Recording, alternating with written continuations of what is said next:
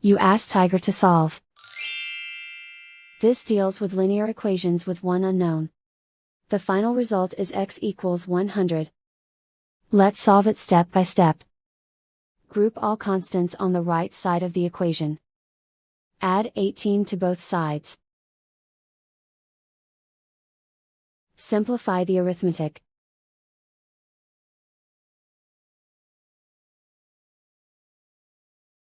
Isolate the b.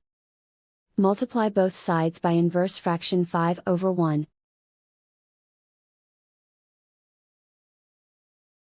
Group like terms. Multiply the coefficients. Simplify the fraction. Simplify the arithmetic. And so the final result is x equals 100.